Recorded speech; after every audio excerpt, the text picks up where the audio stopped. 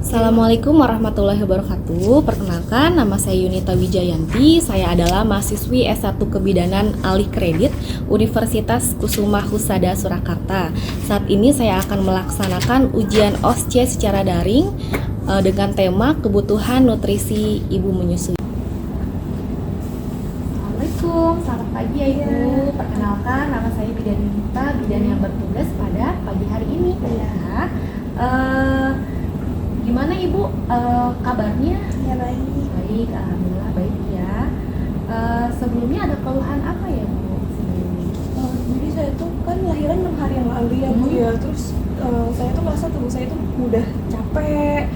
Terus jadi gampang lelah gitu. Terus keluarga saya itu juga ada pantangan beberapa makanan. Kayak contohnya nggak boleh makan ikan. Oh, sebelumnya saya tanya-tanya sebentar ya Bu ya. Nama Ibu siapa? Nia Dedi, Ya, usia, 30, agama, Islam, alamatnya, Jalan A, nomor telepon. 0812. Oke. Ibu Dewi ya. Nanti saya kurang lebih akan menjelaskan mengenai nutrisi ibu menyusui. Kurang lebih 10 menit ya Bu ya, saya akan menjelaskannya. Kemudian sudah siap Ibu apa yang akan saya jelaskan? Ya. Siap ya. Ibu tadi saya sudah melaksanakan pemeriksaan ya Bu ya. Keadaan umum Ibu baik, kemudian tensi Ibu normal 110/70, suhu 36,5 normal ya Bu ya. Nadinya 98 dan udah tahu belum sebelumnya mengenai kebutuhan nutrisi Ibu setelah melahirkan atau postpartum? Belum Bu. Belum tahu ya. Jadi kebutuhan nutrisi ibu postpartum adalah nutrisi yang harus dipenuhi ibu setelah ibu melahirkan. Gunanya untuk apa sih? Bukan cuma buat bayi ibunya aja, untuk bayinya juga. Ya, ibu kan menyusui, ya. Jadi harus dua yang di kebutuhan nutrisinya ini harus dua yang dicukupi ibu dan bayi. Gitu, ya. Udah tahu belum manfaat nutrisi ibu postpartum atau setelah melahirkan? Belum. Yang pertama, untuk memenuhi kebutuhan nutrisi ibu dan bayi ya. Yang tadi saya jelaskan bukan cuma nutrisi ibu tapi ibu dan bayi ya. Kemudian yang kedua, menunjang tumbuh kembang bayi. Kalau misalnya ibu nutrisinya bagus, nanti ibu menyusui bayinya, tumbuh kembang bayinya insya Allah akan bagus ya. Kemudian yang ketiga, mencegah anemia, malnutrisi dan pada ibu postpartum. Jadi ibu postpartum itu kan setelah mengeluarkan darah banyak itu berpotensi untuk terjadinya anemia karena darah ibu kan pasti berkurang. Dengan cara apa kita memperbaikinya? Dengan cara nutrisi yang bagus dan minum penambah darah, tablet penambah darah. Nanti saya infokan ya. Kemudian udah tahu belum energi yang dibutuhkan ibu nifas nih? Berapa banyak? Nggak tahu ya Bu ya. Sekitar 500 kalori per hari. Selama 6 bulan pertama ibu harus mencukupi kalori 500 kilo per hari ya. Kemudian tahu nggak makan makanan apa aja yang ibu harus makan nih selama ibu setelah melahirkan? Jadi makanannya harus beraneka ragam ya Bu ya, yang mengandung karbohidrat seperti nasi, ubi, singkong, kemudian protein hewani seperti ayam, daging, ikan, protein nabati seperti tempe, tahu, sayur dan buah-buahan ya.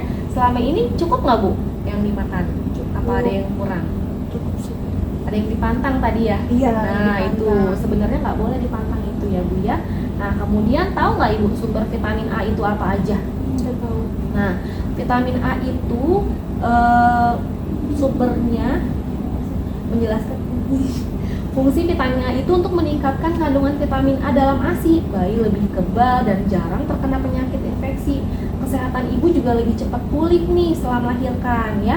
Sumber makanan yang mengandung vitamin A udah tahu belum apa aja? Belum ya. Seperti kuning telur, hati, mentega, sayuran berwarna hijau dan buah berwarna kuning kayak wortel, tomat, nangka. Selain itu, ibu nifas juga mendapatkan tambahan kapsul vitamin A sebanyak 200.000 intraunit.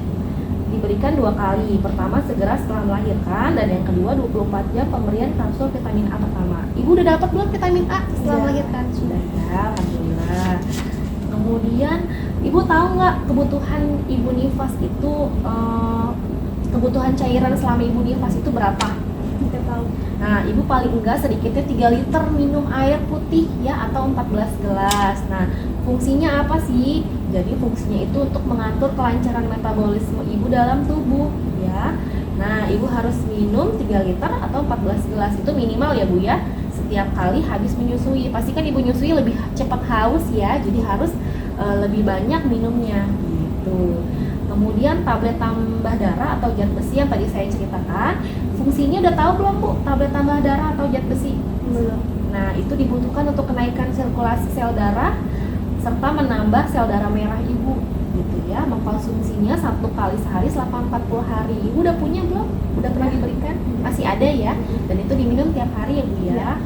Nah, saya jelaskan juga tentang contoh menu sehari-hari ya. Ibu harus makan apa aja yang tadi saya sedikit singgung, yaitu karbohidrat, protein hewani, protein nabati, buah dan sayur. Karbohidrat itu apa aja? Tahu nggak Bu karbohidrat itu apa aja? Nasi betul. Apalagi? Ubi, singkong gitu ya. Protein hewan tahu nggak Bu apa aja? Ayam, daging, ikan gitu ya. Protein nabati tahu? Iya, tempe, tahu, sayur dan buah. Udah paham ya Bu ya? Nah, kemudian apa sih akibatnya kalau ibu tuh pantang makanan selama masa nifas? Ibu kan selama ini pantang ya. Jadi kan ibu ngerasa lemes dan mudah capek. Nah, kalau yang pantang makanan biasanya itu memperlambat proses penyembuhan luka dan produksi ASI dapat berkurang. Jadi kalau ibu pantang bisa bikin luka jahitan. Ibu dijahit kan kemarin ya? Dijahit.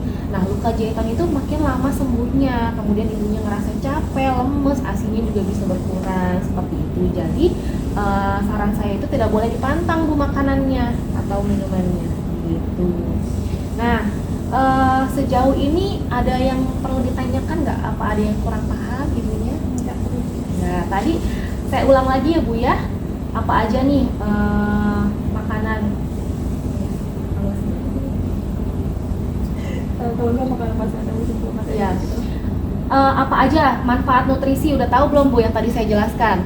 Manfaatnya memenuhi kebutuhan ibu dan bayi. ya, Kemudian menunjang tumbuh kembang bayi dan mencegah apa nih? anemia. Anemia, pinter.